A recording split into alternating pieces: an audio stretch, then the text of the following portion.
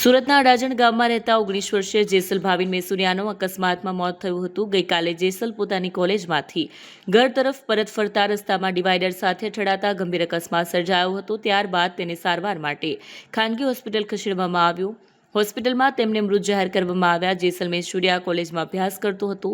જેસલના માતા પિતાએ નિર્ણય કર્યો કે અંગદાન કરશે। ત્યારબાદ જેસલના ચક્ષુદાન કરવામાં આવ્યા। સમાજ માટે આ એક પ્રેરણાદાયક કિસ્સો છે।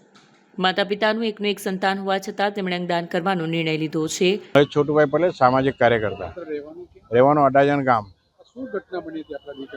ઘટના એવી થઈ હતી કે કોલેજના ફંક્શનમાંથી દીકરો ઘર તરફ આવી રહ્યો હતો તો બાઇક સ્લીપ મારી ગઈ સરદાર બ્રિજ પર અને ડિવાઈડર જે છે જે પથ્થરના બનાવેલા આવે છે ખરેખર ફાઈબરના હોવા જોઈએ તેના કારણે બાળકનું મૃત્યુ થયું છે અને બાળકના વાલી વારસો જે છે દાદા દાદી પપ્પા એ લોકોએ બાળકનો અમારે અંગદાન કરવું છે એટલે મેં નિલેશ માંડલેવાલ સાહેબનો સંપર્ક કર્યો અને એમણે કહ્યું કે અંગદાન તો હવે ચાલશે નહીં, ઓર્ગનેટ તો બધા એ થઈ ગયા છે એટલે તમે ચક્ષુદાન કરી શકો છો। એટલે અમે ચક્ષુદાન તરફ ફેરાયા અને ચક્ષુદાન આ દીકરાનું અમે કર્યું છે।